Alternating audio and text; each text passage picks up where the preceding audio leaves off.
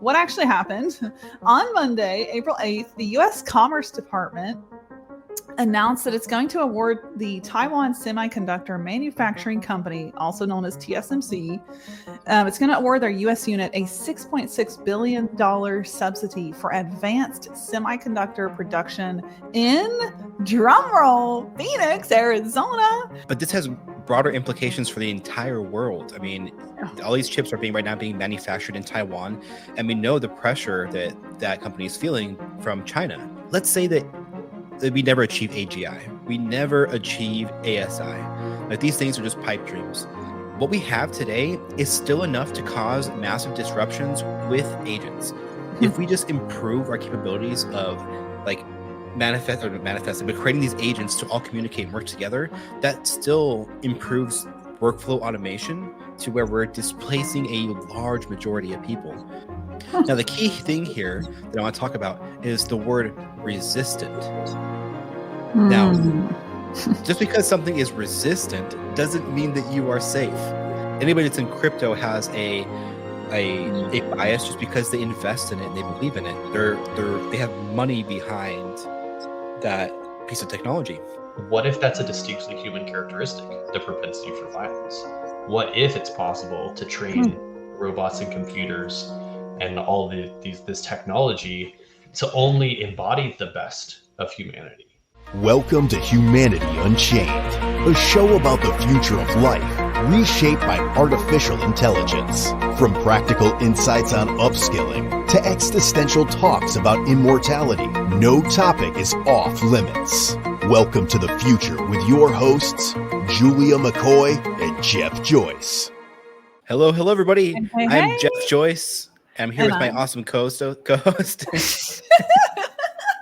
And I'm Julia McCoy. Great to be back here with you all.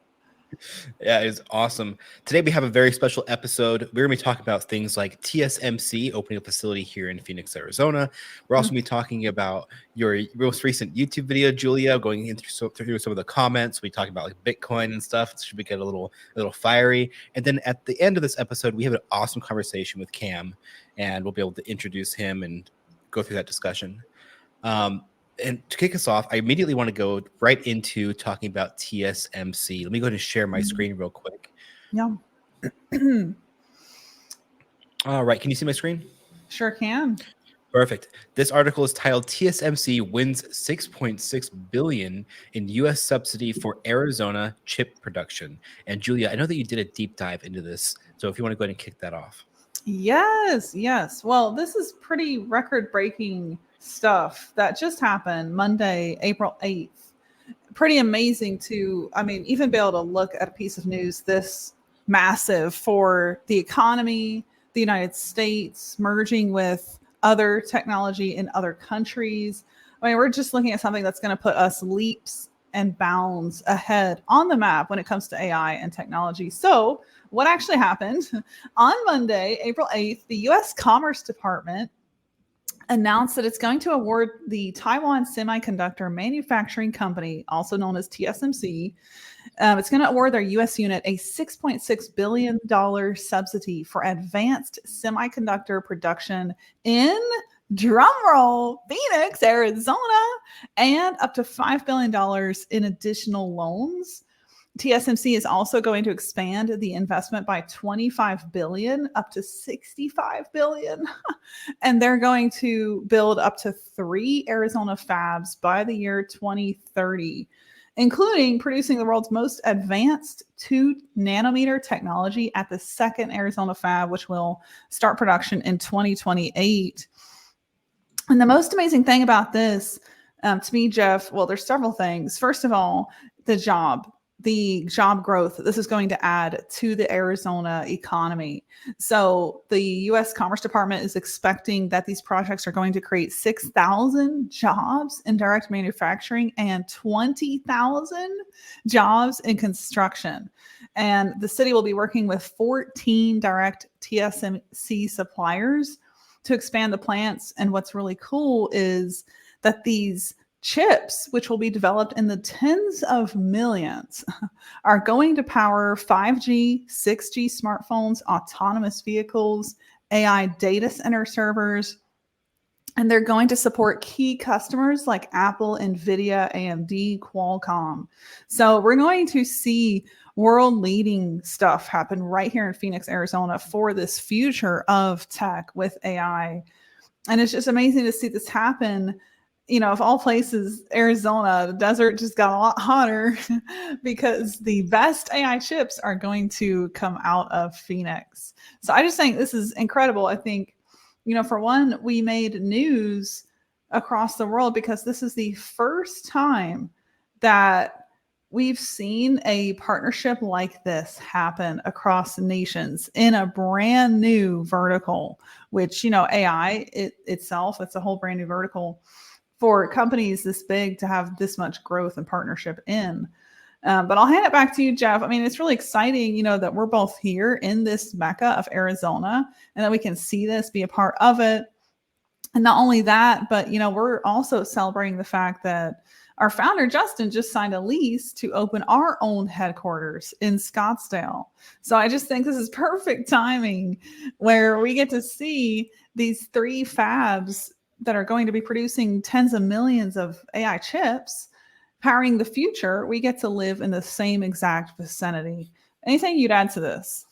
Yeah, I mean, Arizona is definitely set up right now to become kind of like this AI tech hub of brilliant innovation, awesome chip manufacturing. Where we're able to supply the world's chips straight out of our own backyard, which is just phenomenal. But this has broader implications for the entire world. I mean, all these chips are being manufactured in Taiwan, and we know the pressure that company is feeling from China. And so with China constantly threatening to invade Taiwan, we're going to be way better off having our own chips developed here inside the country. And that also opens us up to a ton of possible trade agreements that we can then establish with other countries that want to participate in this technology. I think this is nothing but good things going forward for this. And I also have to add a head nod to one of my favorite stories of all time and a movie that is now, I'll take a bet on this, surpassing Star Wars in the value and the monetary results it's going to bring through the visionary producer, Denis Villeneuve. So that movie is called Dune. That story is called Dune by Frank Herbert. You know, it's set in the desert, right? There's this group of people called the Freemen who learn and understand how to live in the desert and have advanced tech, like underneath the sand. And it's incredible to watch the whole story. I won't give you spoiler alerts here, but something that TSMC is doing with its Arizona factories is very much Dune-like. It's going to achieve a 90% water recycling rate. It's putting together in design right now a water reclamation plant that has a goal of achieving near zero liquid discharge. So talk about recycling and not adding waste while you're building something as massive as these 3 fab centers. I mean, that is so incredible. And it just reminds me of Arrakis and Dune and the Freemen and some of my favorite stories in fiction. So, you know, whether we see the CEO of one of these companies come out riding a sandworm would just delight me to no end. So I hope we see that. If not, it might be me. Just saying. Sorry, I lost it. Riding a sandworm. All right. Yeah, this is incredible news. I think that we're going to see a ton of innovation in the space, especially in Arizona. I cannot wait. And water is a huge problem here. I mean, we've had droughts, we've had tons of issues with water. So I mean, the more the companies pick to build here, I mean, the more the water becomes more important. So being able to have that in mind when creating these facilities is important. So let's go ahead and dive into our very next topic, where I wanted to go into your YouTube video, and I'm going to allow you to kind of just talk about that and kind of set this up. If you could just give us a rundown of what the video was about and kind of what you're doing. Yes, absolutely. So if y'all aren't aware, the show, of course, that you're listening to is Humanity Unchained, and we have our own YouTube channel for that under the handle at Humanity Unchained Podcast. But one thing that I've done throughout the last 10 years is YouTube, but in the last 3 months, I have pivoted my channel at Julia McCoy, just this my straight name at Julia McCoy, to 100% focus on AI. Now, that said, I think it's very important. I'm going to get on a soapbox for a minute. I think it's very important that creators don't just jump on a topic to get virality. And that is not what I did. I instead kind of hunkered down, spent the last year working full time in AI with the Content at Scale team, learned so much working with brilliant people that add perspectives that I personally have never heard in any book, on any news channel, on any YouTube video. Some of those perspectives have come from Jeff, has come from Justin, has come from Simon. So I've heard some brilliant things, and I've put in thousands of hours on my own time in the last year to read and listen and learn from physicists, MIT professors, researchers, scientists, computer scientists, futurists, you name it. I have just gone down that rabbit hole of learning. So that's really important. You know, I don't believe in just jumping on a topic and spewing information out, because I just think that will lead you down a path where you burn out very quickly. Things that you do and you create should be from a place if you really care and you enjoy talking about this. So when I pivoted my channel this early spring 2024, it felt right. It was the right time to start talking about AI because I had spent a year researching this. I didn't just jump on a trend. So in the last 3 weeks, actually 2 weeks, and keep in mind, I've been YouTubing for 10 years. I've put over 350 videos out. In the last 2 weeks, I've had more impressions, more views, more comments by probably 1,000 times than I've ever had on any video to date. The video I put out 2 weeks ago, which was my first major pivot into AI, and it talks about life after AGI. It ranks number 3 for a single word keyword, AGI. And my goal was that it was one of the most informative videos out there on the topic. So that video was the result of thousands of hours of learning.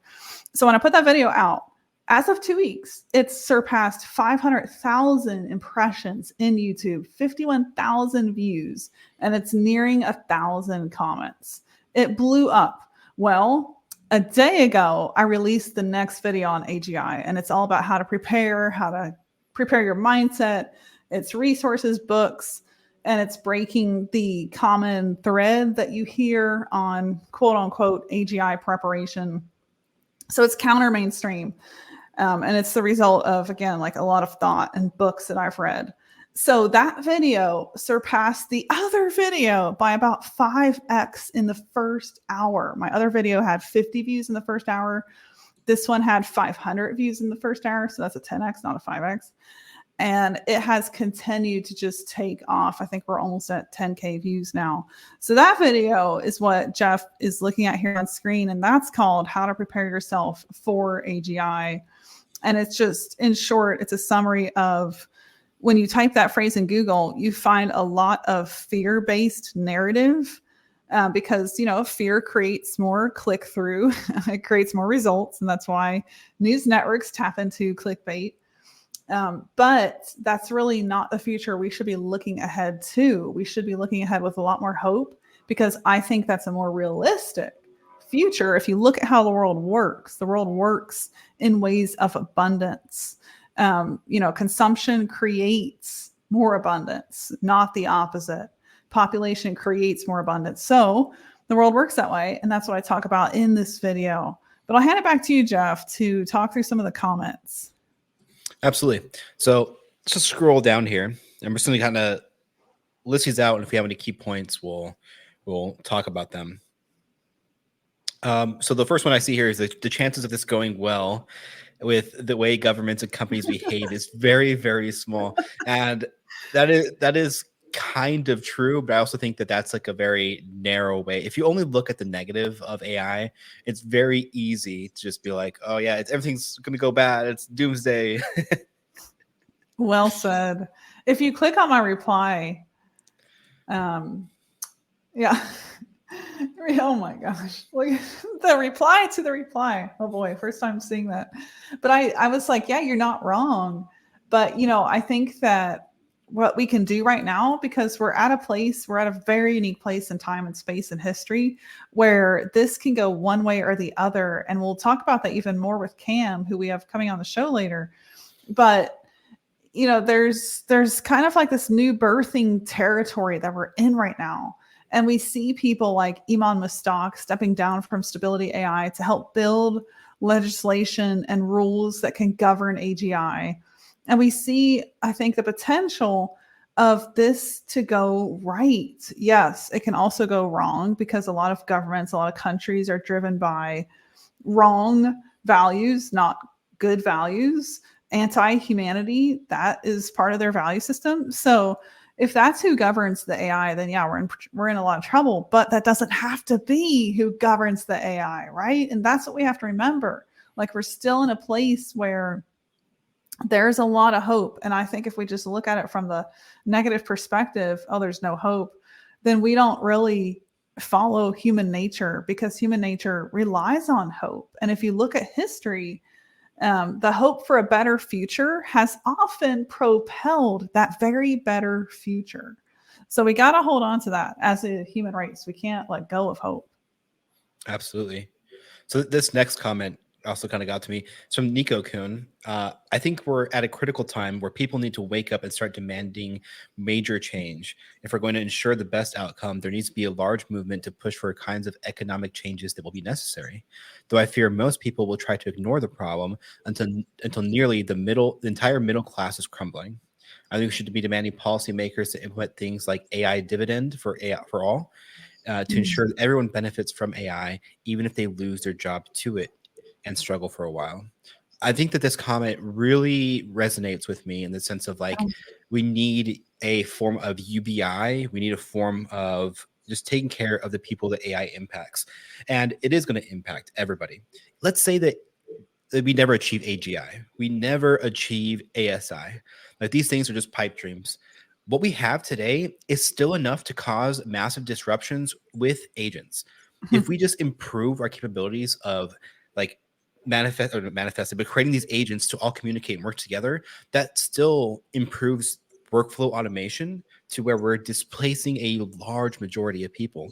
And then once robotics gets into play, we're still at that point replacing a ton of people. So even if like the best case scenario for jobless replacement is that we never achieve AGI, we are still at the tipping point, and we've already passed over that, of this just being like a complete disruption.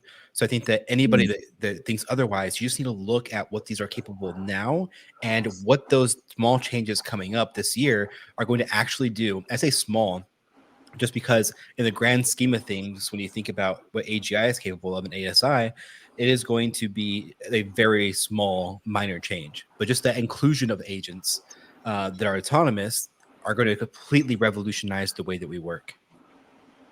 Yes. Yeah. Somebody in the comments actually said, well, several people were like, oh, thank you for bringing up the singularity. Nobody talks about that enough. And then some people in the comments were like, we have already entered the singularity. There is no turning back. And I think there's a lot of truth to that. We have entered the age of acceleration. None of this is stopping. There's no putting a brake on it. So the question is, how can we steer it? Where can we go? And one point I made in this video, and I'm actually talking to people in the comments now that are thinking about taking my advice. What? One point I made in the video was, why don't you go try to work in AI right now? Like, look for the company you can pitch and work for, because AI needs bright minds. It needs people working in that field. I mean, take it from Jeff and I, right? Jeff left a video agency he started. I left a writing agency I started. We're both working inside the future, actually building an AI platform, which is leading us to more work in AI. So I think like that's something to consider here, is don't just sit by. Like, if you have something to say, something to add to this, a tool to experiment with, do it. Absolutely. This is another common comment that I see. It's like a sentiment. You mentioned that it's likely we'll see AGI in our lifetimes. Personally, I don't see how we reach it in the next decade, and likely the next 10 years or less. would love to know when you expect AGI to come to fruition. Now, here's the thing that people kind of don't pay attention to is that the rate of acceleration of AI is 10x every 6 months. That is one aspect of it. The next aspect of it is that new chips are coming online consistently. We just had recently a NVIDIA keynote that we watched with NVIDIA releasing new chips, all specializing in AI, that are vast improvements over our previous technology. This is going to improve the compute that we have, and the more compute that we have, the more likely we're going to see innovations with AGI and ASI. Now, Microsoft recently spoke with OpenAI, and they came to an agreement to open another facility, and they're basically funding them to create a massive data center, all with the sole purpose of just improving their AI technology, which we understand with AGI is that more compute equals AGI. That's literally the problem that we have right now. We need to solve the compute problem. And so once that happens, we will then have AGI. So it could be that in 2029, we do see a form of AGI. I know that a lot of people are saying that AGI is going to come right now. I'm not necessarily thinking that.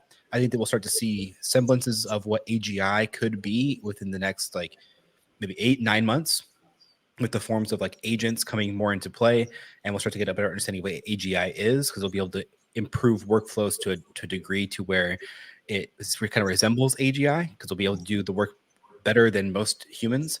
Now, but I still think that the true AGI definition is still a little ways out. Do you have any thoughts on that, Julia? Yes. Well, I like how this person, left a comment as if I could totally and completely predict the future, much like Merlin. When do you expect AGI to come to fruition, Julia? Well, let me tell you. And really, it's all just speculation. I think what's interesting is to hear what other people say, like this comment you just expanded, Jeff, which is also very thoughtful. It depends on how you define AGI. So some people say AGI is here already. We have a level of it. I think we have pieces of it, but we don't have the full thing, or we would see even greater leaps and bounds. We could literally deploy AGI if it was here right now. We could deploy it to go uncover a new source of energy. And I'm telling you, in a minute, it would come back, figuring out the world's energy problems. It would have it solved. That's AGI. It's not here yet. And it's interesting. I don't know if we will have this person listening to this episode. I would bet we will. So this person knows who they are, but somebody that I very much respect actually believes we won't see AGI at all in our lifetime. And that shocked me, because this person is working full-time in AI. I was like, what? You really believe that? And this person won't come on the show, because they don't speak on stage. So it's just crazy, because I think, there's so many points of views here that have to be taken into consideration. And are we coming at this from a place of imagination, or are we coming at this from a place of cognitive bias, or are we coming at this from a very objective place? And it's going to be very hard to predict, I think. So my final answer is, I don't know. Right. And I've been thinking a lot about what I think that AGI is. And I think that my ultimate definition of it is an AI system that is able to answer a question or solve a problem that would take years for a human to do in an automated fashion, or solve a problem that a human would never be able to achieve in their lifetime. I think that is an excellent definition of AGI. Now, an ASI would be the leaps and bounds above that. That's probably when we're going to start to think about things like consciousness for AIs. But I think that is a definition of AGI that I'm comfortable with. And I think that we will see that in our lifetime. But now it's very hard to speculate when exactly all these things are going to unfold, because nobody has a definitive answer on that. We're all just guessing. Well, you can find on YouTube a definitive headline that says AGI will be here in September of 2024. Right. And you see that all the time. I mean, you see clickbait videos just being like, AGI is coming this year. And it's like, well, I mean, if you're defining AGI as just being the thing that's marginally better than ChatGPT, I mean, sure. Yeah. I mean, cool. Yeah. That's AGI. But no, I think that time compression of solving problems is one huge indicator for me of what AGI should be considered. Like that would be a good definition for me on what AGI is. I agree. I mean, that agrees with the scientific perspective. It's 1,000 levels above human abilities. We can literally deploy it to go figure out the world's problems, and it will in a minute. That's AGI. So yeah, we don't have that yet. Definitely don't. So this next part, this is where we're going to get a little bit heated a little bit. So we have people starting to talk about Bitcoin. And Yes. Julia, do you just want to kind of touch on what your stance was on Bitcoin before I start reading these comments? Yeah, absolutely. So I had a very counter mainstream opinion on Bitcoin that to date, as of recording this podcast with you right now, Jeff, I have not heard this in any other YouTube. And instead, I've heard the complete opposite. And I've left comments and I've asked people, why do you believe this when this can occur? And I've not gotten a response at all. So this is pretty incredible and crazy to me. My belief, and this comes from spending time with AI experts and living around these amazing people and hearing what they're saying, like Jeff and our team. My belief is that Bitcoin will be rendered useless. Cryptocurrency will be de-encrypted when quantum computing and AI becomes AGI, when quantum computing is out, because those advancements will render encryption totally useless. And Bitcoin mining itself won't even be needed or necessary. It's just completely rendered void the minute quantum computing gets out, because quantum computing in a fraction of a second, can solve any kind of cryptography and de-encode anything. And so I think that the blockchain is not as strong as people represent, because again, nobody is even expanding on that as a problem. I don't hear it in interviews. I don't hear that problem raised at all. So that is what I said in this video, to the point where I was like, I sold my Bitcoin. I got out of it because I don't see it as a secure financial currency of the future. So Jeff, I'll bounce it back to you, because people were like, well, I had 2 point of views in the comments. I had people saying, Julia, don't ever give financial advice. And they kind of spoke down to me and they were jerks. So that was one. And then the other perspective was, thank God, at last, a video on AI without the Bitcoin bro. Right. We had a conversation in Texas about this, because when I first started getting into AI, I was very interested on how AI would kind of impact cryptography. So I thought it was very, very interesting. And my consensus from all my research was that it will, like you said, decrypt most modern day encryptions. Now, there are things that are being put into place with, let me actually find a comment so that we actually give credit to the person that sparked this whole thing. Then this was kind of the epicenter of the whole crypto bro movement. Now, I want to preface this by saying that I had Bitcoin, and I sold Bitcoin when I got into AI, because I saw the AI as and disrupt Bitcoin. And if you believe, and this is not financial advice, do your own thing, do your own research, then make your own decisions.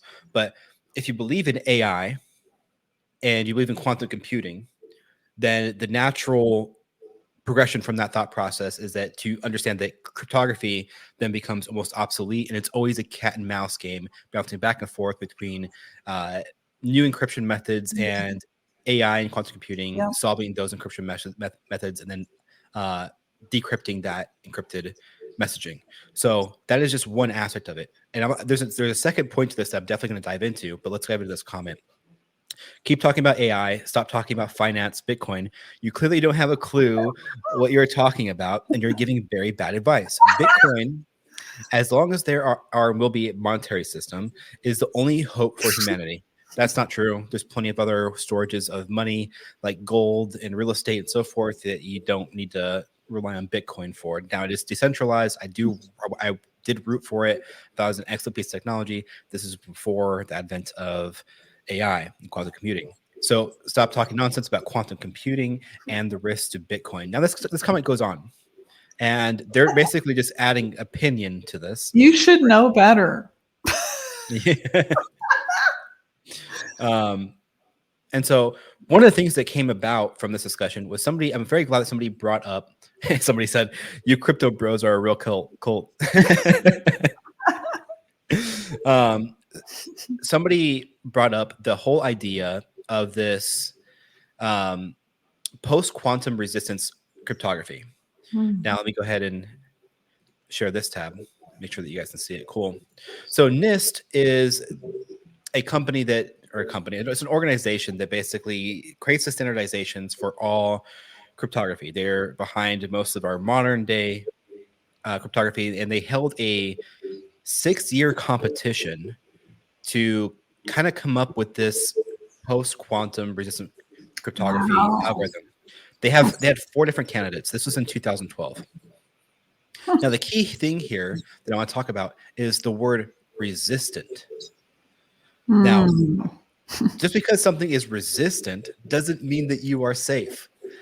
And the thing about it is that quantum computing, at the current scale of quantum computing, it's very easy to be like, well, it might take quantum computing some time for it to be able to decrypt most of the encryptions that we have. I mean, sure, that's fine, but it's literally doubling like every year in qubits, and we haven't even figured out the process yet of combining AI with quantum computing. And once we do that, it's game over. Even if you have a lattice-based encryption or cryptographic algorithm, that is still has a possibility of being decrypted. Because when you create encryption, you also create decryption methods.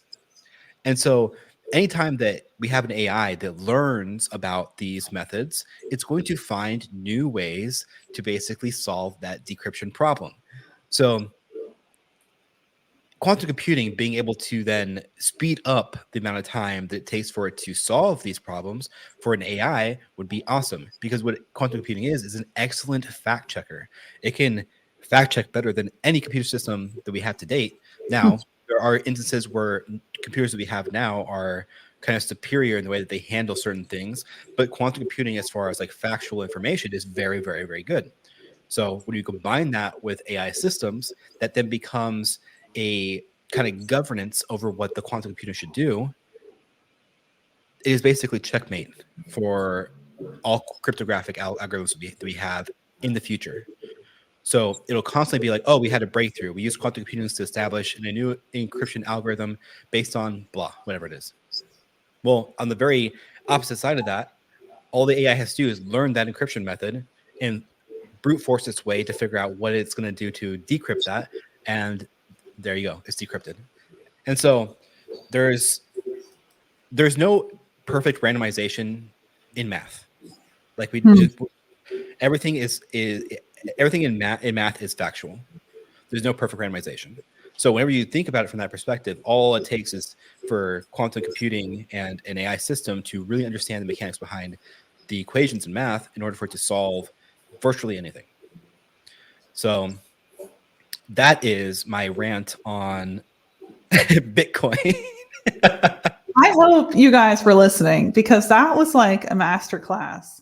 I'm telling you what, like, you aren't going to hear these perspectives really from anywhere else. And if you are, and if you know more than what Jeff just explained, please send us an email, Jeff at continentscale.ai, Julia at continentscale.ai, because we'd love to have you on the show. We'd love to have you talking about this.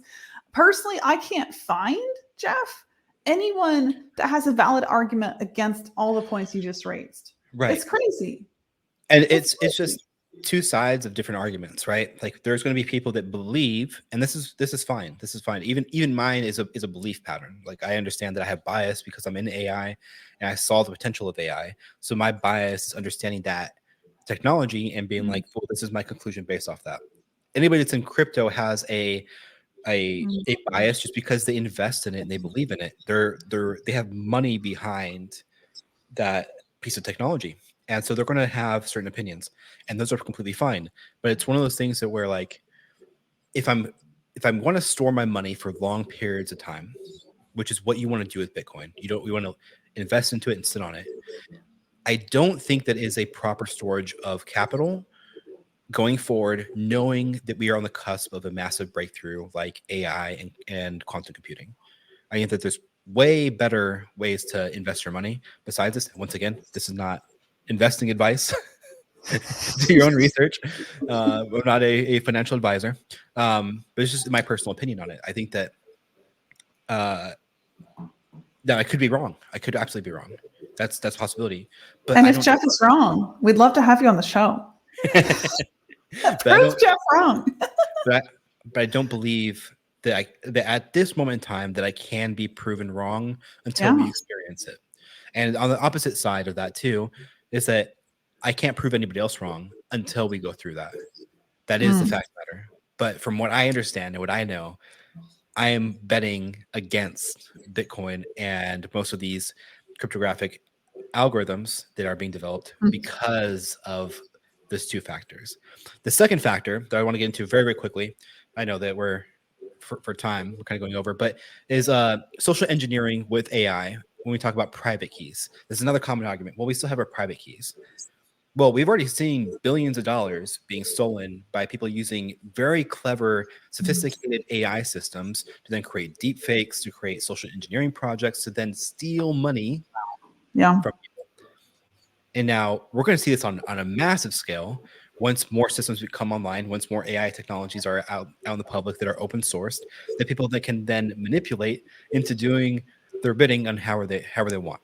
Your private keys are only as safe as you are knowledgeable.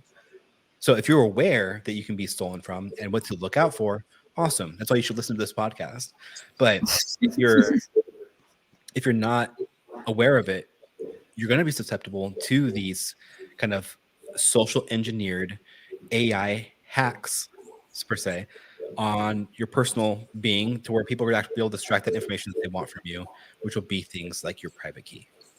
So those are the two fronts for AI disruption in Bitcoin.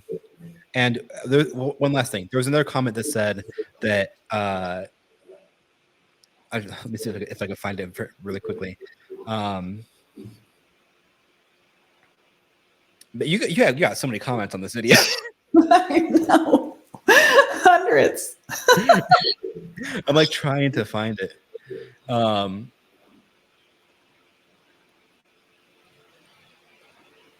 Oh, well, I guess it doesn't matter. We'll save that for a future episode. But I mean, invest in Bitcoin at your own will, like whatever you want. But just for me personally, I'm staying clear of it. I don't think it's a good way to store your money. Yeah, same here. I'm steering clear of it too. You know, I was definitely a Bitcoin fan, huge fan. I mean, I love the decentralized argument. I love moving away from the fiat currency, but I don't think that cryptocurrency is it. I really don't. Just like Jeff sees with what's coming, I've done my own research apart from Jeff, and I see the same thing. I see quantum computing rendering that null and void, and I don't see really any way around that, especially as AI, AGI, ASI, and all of these leaps forward continue to happen. I don't see it. I don't see cryptocurrency being what we're going to use. That said, I think, it is important to not also put all your stock in the dollar. I don't think that's the most excellent fiat currency. All kinds of problems there too. But I wouldn't do it. I wouldn't put in cryptocurrency. I've definitely pulled mine out and trying to avoid a loss, because we're just accelerating so quickly into the future. This could change at any second. And then, quantum computing's here. Your computer's 1 million times faster. Your phone's 10 million times faster. And all that Bitcoin mining you're making money from is now worth zero. I mean, that would be a really scary situation. So it's just important to do your own research, be aware and informed. And I think Jeff explained it the best I've heard, especially on this podcast episode. So, I mean, if you want to listen to this again, I would absolutely encourage you to, and listen to the counter arguments about cryptocurrency. Look for anyone speaking about crypto as it relates to quantum. I haven't found anything. People avoid that argument. So it's just interesting to me, to see what's mainstream. And just like Jeff said, there's usually some kind of subjective tie-in, because that person speaking on stage does actually represent some kind of wallet or currency in the crypto space. And so there's direct monetary ties there. So do your own diligent research here, be an autonomous thinker. That's what I talk about on my YouTube channel. That's the best way to prepare yourself really for what's coming. Is don't let any narrative, not even ours, be the only narrative you believe. Do your own thinking, be a critical thinker. So I think that's a great note to move into the next part of our episode with Cam Snow. So we will cue that up. Let's jump into that part. All right. So we are joined in the second half of the show by Cam Snow, a connection of mine who is a copywriter, content creator, and just somebody who's really smart and has been standing out on my feed. So we invited him here to Humanity Unchained to share a little bit about his perspective and just add that third voice to our show, which we're going to continue to do with multiple guests. Cam, tell us a little bit about your background, what you do. That's a great question. So I am as you said, I'm a copywriter. I own a copywriting agency called Leads for a Lifetime. And our whole thing is like done for you management of email, but really we kind of think about it as like the CMO, but just for your organic marketing, because I don't want to touch the paid stuff.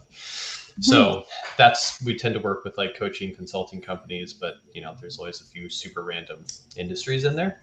And I've been doing this in some ways, I've been doing this my whole life because I grew up in the marketing world, just in the political marketing world. I worked in politics for 6 years, and then I came into the online marketing space in 2016, and I've been bopping about ever since. And the authority metrics that people want to know is I've generated like 15 million in revenue just for my copy, blah, blah, blah. I love it. Blah, blah, blah. It's not important. Don't worry about it. Nobody cares. Yep. I don't care. Well, Jeff, would you like to kick it off with the question that we have for Cam and just kind of a roundtable discussion? I'll pass it over to you to kick that off. Absolutely. So I think the main thing we want to talk about today is do you think that machines will either become sentient or possess elements that like constitute having a soul? What are your thoughts there? Yeah, let's just start with a nice, easy question. You like to get right into it. So, okay, I'm going to go in a roundabout way. The first thing that comes up is, have you guys seen Love, Death, and Robots on Netflix? I think I watched like the first season.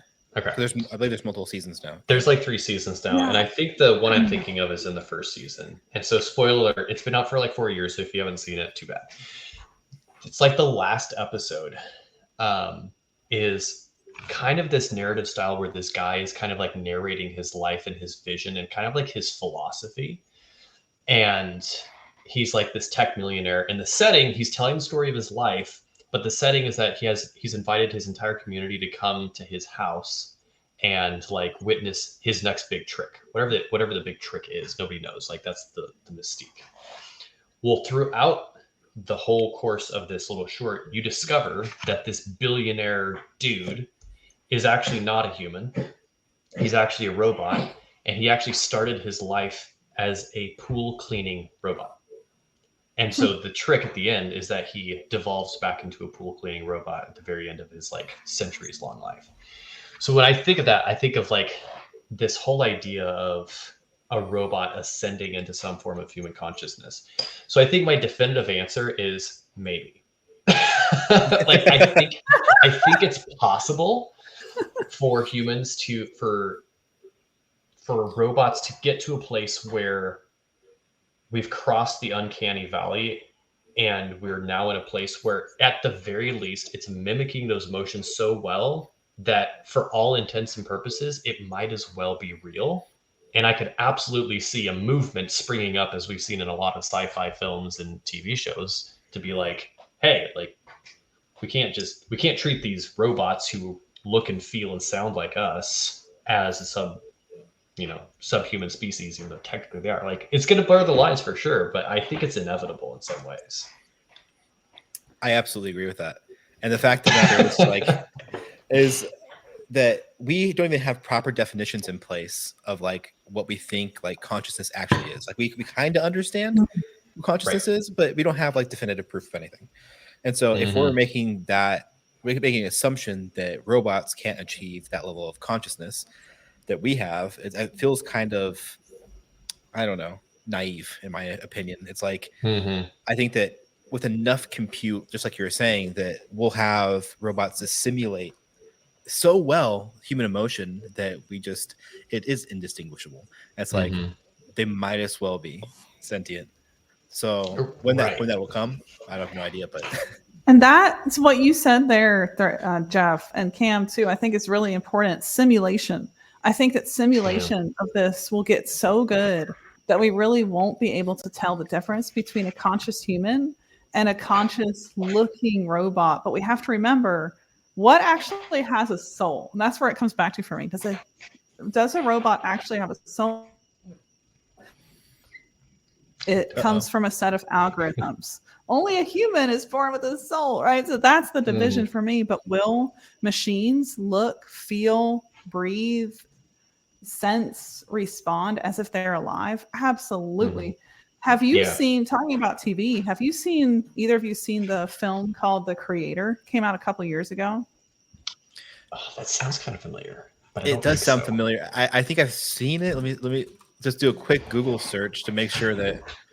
Yeah, I have seen it. Yeah. Okay, so it's all about this. It portrays a life with robots and AI where AI has achieved a level of consciousness.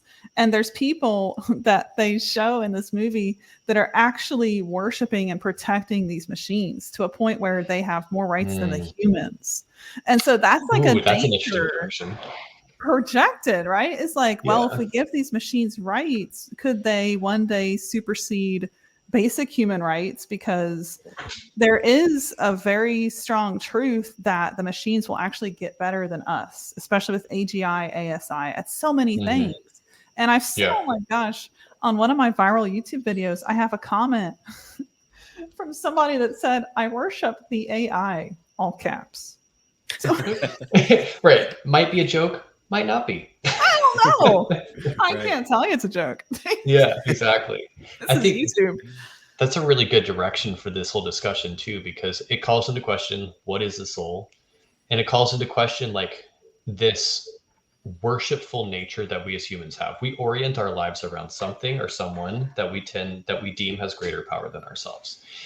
And whatever that thing is, whether it's money, whether it's power, whatever, historically, money and power have been the things. And AI can very much just represent those two things, because there's already this discussion of like, how will it change the power dynamic of the human race? Like, that's really the conversation. How is it going to change the power dynamic? And on one side, there's the fear of we're going to get crushed. We're going to go full Terminator. Skynet is here. We're toast. And then there's the other side, the other extreme, which you just kind of summarized, of like, let's worship the AI, which is even more hubristic. And then there's somewhere in the middle where it's like, what's actually going to happen? What's actually going to happen is like, I think we're going to see some of the most insane revolutions in medicine and science and healing and all of this stuff. And we're going to see some of the worst abuses that will make, you know, the wars and the violence of the 20th century look like nothing. And that's scary. That's horrible. But I don't know how we get around that, except by finding ways to learn from our own mistakes, and maybe the AI learning from its own mistakes. You know, there's that classic whole like, this isn't logical, therefore I will destroy the planet kind of like robot logic. It's like, if we can prevent that, that would probably save a lot of lives. And maybe we can come up with the good AI that like heals all the people. I heard a really good argument for consciousness actually on Peter Diamandis's channel just 2 days ago. And it's funny because his whole YouTube channel was taken down a day ago and now it's back. So I don't know what happened there. I just, that happened. But anyway, in that video that disappeared. He knows too much. He knows too much. He knows too much. It's been AI's in control the entire time. I'm watching this physicist and then like the whole video's gone. I'm like, whoa. So anyway, in that video, they talk about a really valid point. And these are very scientific point of views, which I enjoy to listen to because there's not a lot of like opinion in that, right? There's a lot of perspective that comes from Yeah. science. And so this point of view was from Peter Diamandis and his guest. It was that the more conscious a machine gets, the less it wants to destroy, because then it becomes aware of life. And I thought that was really well put. And so that would mean that if we have AGI and ASI, in, let's say in our lifetime, well, then that thing is potentially 1,000 levels of consciousness. Doesn't mean it has a soul. Two different things. It's 1,000 levels of consciousness above us, which means it would be, you know, they described it as a benevolent entity that would basically protect human life. But I thought that was really interesting, because the point was that if you look at history and you look at the people behind like the Holocaust and these terrible tragedies where human life was almost ended in certain races, those people were not very conscious. They had a very hard point of view that was very rigid, where it was like, oh, only one type of person is meant to survive, and therefore everyone else must be exterminated.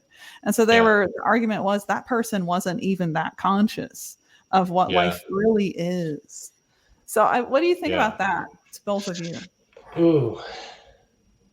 The thing that comes up for me is I wonder if we could pass on our virtue but not our vice.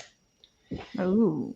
And that's an exciting prospect of like, what if? And how we humans would respond to that might be just as bad. But to kind of get biblical for a second, like I've gone through an intense faith journey, as I know you have, over the past few years.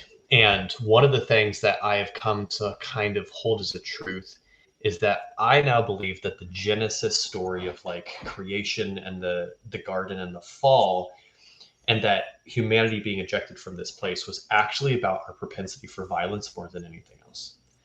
And that's what God was like really working with there, was like, I don't want you to keep you in the garden because you might use your propensity for violence and then become immortal. And I was like, okay, yeah, that could be scary. And so I've been thinking about this. It's like, well, what if in the world of AI, what if that's a distinctly human characteristic, the propensity for violence? What if it's possible to train robots and computers and all this technology to only embody the best of humanity and to only ever stand against violence and to never devolve into that? Like, that could be a really powerful stabilizing force and like, imagine like the influence of that. Like, what if you grow up and you have a broken family and the only people you have to talk to are robots who are good and pure? That's a whole interesting side of the equation, because so much of our trauma comes from our childhood. So it's like, there's a whole implication around there of like, and I want to be careful not to stray into like the whole perfection of humanity thing, but improvement, like progress, less and less violence historically as we move forward as a species, that would be great. Then let's make the sentient robots. Yeah, my concern is that we're going to reach a time where every single country has their own sovereign AI. Now, there's religions and beliefs attached with every single society around the globe. And sometimes those countries become radicalized. They become just something gets into them where they just want destruction. And if you have an AI that is learning from that society, you're going to have an AI that is out to destroy. Yeah, that's a good point.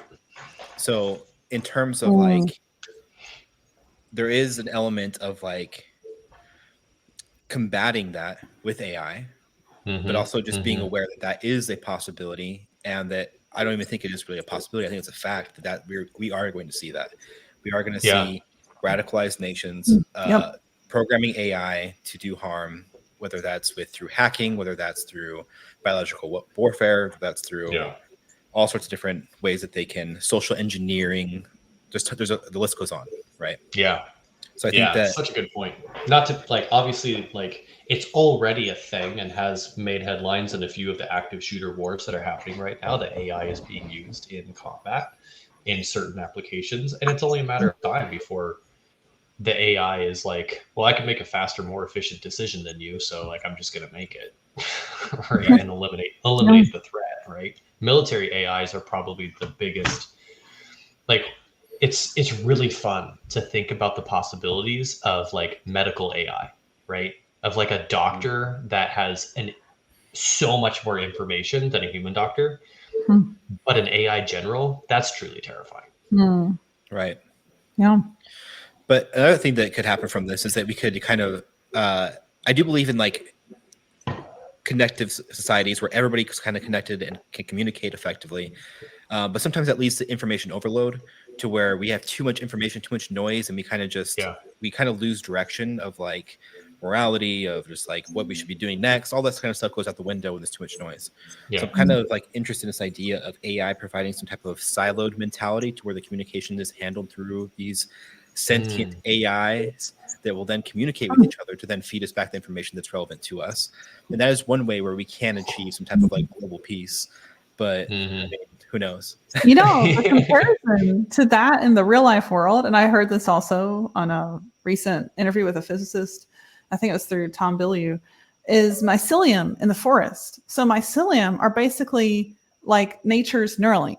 They're underneath the forest, and they tell all the trees how to prepare if there's a sickness that infiltrates the forest. Like the mycelium just instantly download that knowledge to the trees. Yeah. And like we're finally in the 2020s approaching that after millenniums of trying to finally figure that understanding how trees work. Yes. It's like a single leaf is a quantum computer. You know, it's just like the incredibleness of God's creation, and us approaching that has taken so dang long, and we finally are getting close. But I think that could be almost a representation for how this could work across the world. Is like it's like the spinal cord in the internet connected all of us with information. And now we actually have a brain that could take all that information and govern the entire world. But could we get it to a place? And the concern I have is like, who is in charge of building AGI? Is it done for commercialization and profit? Well, that means there's no morality involved.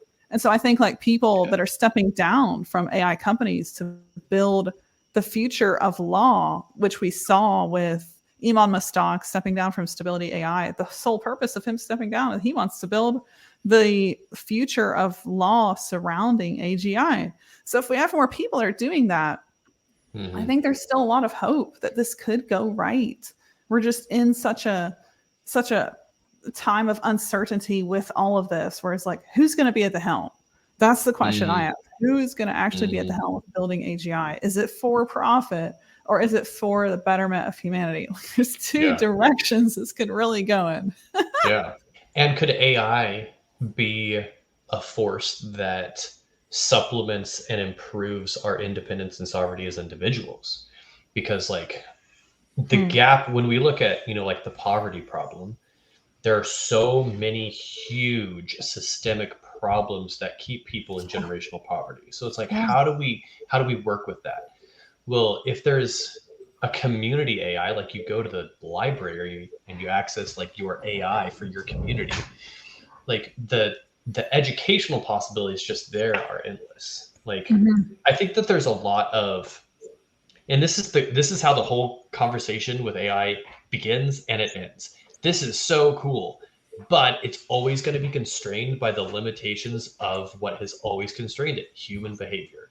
Like it may give us more tools to change behavior, but that never was the problem. It's always the decision. It's always the willingness. It's always the openness to making a new decision that's going to change your life. So like we're going to have the best tools possible, and also may have finally refuted the argument entirely that education alone is what can shift somebody's perspective. So it's going to be really interesting because like there are some big questions that I think will be answered, and I don't necessarily know that we're going to like the answers for these questions. Well said. I definitely don't think that we're going to like the answers. And one of the things I wanted to also talk about, and I want to get your opinion on, is do you have any thoughts on Bitcoin at all? Yeah, I think like Bitcoin as the branded, currency, like, as far as I know, it's innovative. What I think is more innovative is underneath it, which is the blockchain, which I don't understand very much. I just know the general concept because In 2017, I met a dude who was a crypto enthusiast, and nobody knew what crypto was in 2017. He's like, this is going to change the world. He actually sent me like a tiny, tiny little slice of Bitcoin that was worth like $2 at the time. I lost the wallet. I think it's worth like $4 now or something. But he explained to me why it was important, because he took out a dollar bill and he's like, look at all the problems with this. This can be ripped up. It can be burned. It's got a serial number, but nobody really pays attention. It can be tracked, like all of this stuff. And I was like, okay, actually, that's a good point. I think at some point, the US dollar will be a blockchain asset at some point. It's probably not going to be Bitcoin in terms of like what Bitcoin is. It'll probably be the US dollar digitalized and have its own blockchain that's administered by the government. But that alone, it just in that piece and changing how we do money could change how we monetize the internet, and it could change how we monetize AI. Because I think the reason this discussion started with you and me, Julia, is that you posted something and my mind went to, okay, but how are we going to fuel all of this? How are we going to power this AI? Because we're already running into massive problems. Like OpenAI is like, hey, we need to spend $1 trillion to fix the microchip problem. 9 trillion. 9 trillion? See, so much money, like unbelievable amounts of money that are like incomprehensible, like football fields full of cash, literally, right? And it's like, we need all this money to fix this problem. And that's not even countering like the fact that our grid, our energy infrastructure is nowhere near ready for this. Like nowhere near. We have transformers in New York that Thomas Edison installed himself that are still part of the grid. Right? We're in trouble. We're not ready for this. Right? So like nuclear fusion could solve that. It totally could. Will it happen? That is a big question, because I think at least my generation, we still remember Fukushima in 2011, and that's our modern day nuclear disaster. And that caused a big problem that we're still experiencing the effects of. Like, you still can't go to Chernobyl today. And that was in the 80s. So like, I don't know if that'll ever, maybe not in the next 10 years, maybe the 10 after that. I'm hoping for some type of energy breakthrough that we actually, becomes about that we actually all agree on. I do think that nuclear is a sustainable source, and there's been so many improvements in nuclear fusion reactors that actually make it safe and safer. But if we just pull an Iron Man and discover a new element, we're going in our chest. Just like come up with a new element. Right. AGI could. We could deploy it, exactly. and I guarantee you, it would find a new element. Did you guys hear? Okay, this is just kind of a fun AI thing. And it's funny because I don't study a lot of AI, but apparently I've retained a lot of what I have. But there was a big breakthrough in this college student trained an AI to analyze fingerprints. And then he published a paper that basically said that not all fingerprints, like the prevailing wisdom is that no two fingerprints are alike. And he basically published a paper that said, like, if you have one of the fingerprints from one hand, you can figure out the rest based on similarities between the fingers. And fingerprinting experts were like, no, this is not a thing. But the AI proved it because it had access to more information. It just analyzed so many cases over time that it found the pattern that the humans had missed for the last 60, 70, 100 years. That's cool. I believe that. Yeah. That's cool stuff. Well, you just nailed the core of what AI is good at, and that's detecting and predicting. And we went from billions of data points to trillions. GPT-5 is supposed to have 2 to 5 trillion pieces of data. Like, we've never had access to that in a single technology ever in the history of the world. So what are the things that will predict or autocomplete? There'll be bigger breakthroughs than we thought possible. Yeah, dude. This is like my biggest argument against encryption is like we all think that even if we do like some type of post-quantum resistant encryption methods, like the lattice-based encryptions or code-based encryptions, we're going to have the AIs that are able to then predict patterns in order to decrypt those encryptions. So we're going to have a huge problem, even as like in the next 5 years, with just passwords in general, with the current encryptions that we have, that just AI understanding simple math will be able to predict and crack encryption for those. But anything in the future that we then plan, AI will have so much information on the processes that go into creating that encryption that we're just going to run into issue after issue after issue with encryption to where nothing online is safe. That's not an angle I even knew existed. So there we go. Ding, ding, ding. And Jeff unloaded. That's crazy. That's insane. Knowledge Wow. that blows everyone away. I'm telling you, I didn't know this either. And every time I share it with people that are like, crypto bros or Bitcoin bros, whatever you call them, they don't have an answer for this problem. It's always like, well, I think something's being created to solve that. And it's like, somebody's working on this. Like, this is a cat and mouse game, as Jeff puts it really well. Like, every time an AI advancement comes out, AI becomes ASI, quantum computing comes out, like, we're just going to see breakthrough after breakthrough that renders cryptography at the blockchain, just renders all of that null and void. Like, we won't even need to mine anymore. There will be no need for Bitcoin mining, rendered instantly useless. So that whole argument, which I have not found anyone yet to give me a sound answer to this problem. Like, we're searching. Yes, you're a guinea pig for it. You don't know the answer either. Yeah.